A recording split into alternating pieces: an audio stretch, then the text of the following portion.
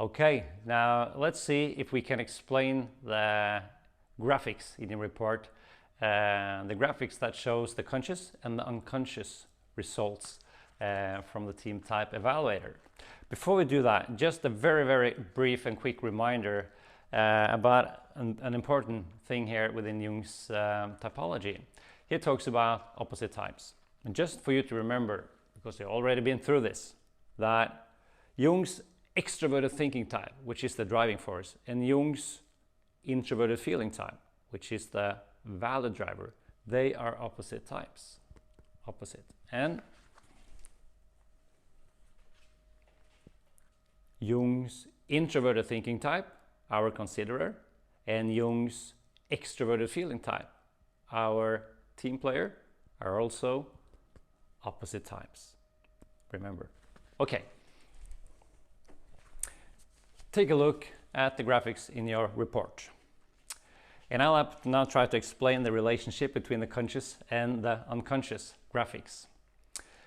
Okay, let's say you are in a team meeting. And we start equally like this. You decide that you need to speed up. Move forward.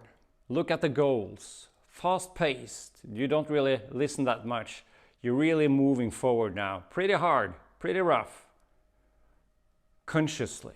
So you consciously pull up the driving force. Can you see what I'm doing with the value driver, the unconscious part of the graphics? When I consciously decide to pull up, use more what we find here within the driving force, I unconsciously, automatically push down the value driver. So this is what is happening. Can you see that? But, okay, so now you are pulling hard, moving forward, being directive, you don't listen that much in your team. And then, whoops, I need to listen. I need to sit back now and listen to the others. So then you consciously start to pull up the value driver. Listen. Here, now, present. Show that you care about what the other team members have to say. Can you see what I'm doing here? Now with the driving force, I unconsciously pull it down. This is the relationship between conscious and unconscious in your report. And you might think, well, why doesn't they go like this? Well, you can't use the exact amount of the opposite types at the same time. You can't be very directive, straightforward, and really move fast forward at the same time when you are sitting back, relaxing, and listening. Maybe not relaxing, but listening. Clinch. And it's the same with the considerer and the team player. When you now, in your team, decide to be systematic, having that approach, really digging into the stuff, well organized, you automatically pull down the team player.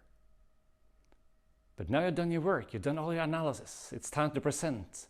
And then you know that in order to sell my message to the rest of my team, I need to be more enthusiastic, I need to be more lean forward.